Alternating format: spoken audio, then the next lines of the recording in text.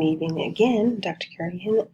This is also my Session 5 reflection project, the prelude to our research paper, the call for us to reflect on the topic that impacted our perspective in this class. And one of the topics that really impacted my perspective was the Section 230. The reason is because from a personal perspective, I usually work and am used to a lot of standards, and everything is not really, it's rigid. It's not really flexible in how you're monitored and how you use computer systems and stuff like that. So I feel like it's kind of ingrained in my behavior for me to automatically monitor what I'm saying, how I'm saying it, and then how it will impact my audience. Well, with Section 230, I understand that it provides a legal out for computer service systems or internet service providers. It also provides an opportunity that could, you could see perspective from both sides. While I understand big tech doesn't want to take on the full responsibility of having to monitor its content, I don't believe that they should be held responsible. I think there should be an agreement between the government and the internet service provider and the user to say, hey, through transparency, this is what we will allow, this is what we will not allow. This is what makes our company unique. This is what allows us, they can advertise to the point where Facebook brings you friends, where you see, Facebook groups being formed through that would normally not be formed, or people who are able to communicate that don't necessarily reach, are not necessarily in their neighborhood or even in their state. So I understand the benefits of it, but we should capitalize on it. And from my perspective, I really thought at some point most people were putting too much information on the internet. But at this point, the information has actually opened my eyes. It's actually given me a different perspective.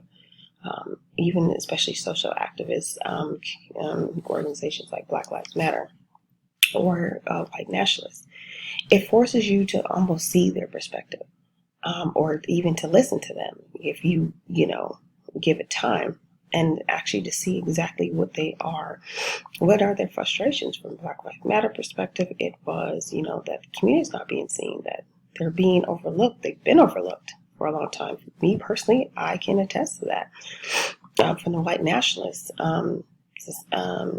organization, they feel like they're being filtered. Like everyone else, every other organization can say how they feel, but they cannot have pride in being white. So I can see it from both perspectives. But what Section 230 does, it could help them bridge that, allow them to talk. I don't understand, or I don't foresee a solution coming out if they are not able to talk and have differing opinions, and then come to an understanding. And that doesn't necessarily have to like each other, but the discussions being had. And so that is what changed my perspective. While I probably will not be a immediate poster on, because I can't take my phone in, so I don't really have access to social media when I'm at work, and I'm at work about 8 to 10 hours. I will think about that when I'm looking at other people's posts, and keep in mind that there's also always an alternative perspective, and we need to, consider that before and if or when we respond, and then even as our duty to give that Christian perspective, and not be afraid of the gospel, not be afraid to share your faith and the reason why you feel that way. The enemy has no qualms about sharing theirs, and so we as Christians, we shouldn't have any issues regardless of the restraints that we have, whether it's with employment, whether it's with certain agreements, user agreements. We still should be able to share the most important thing about us, and that's being part of the body of Christ, and then how we view these different topics, and then how can we help? How can we bring a solution? What makes us the salt and light of the earth?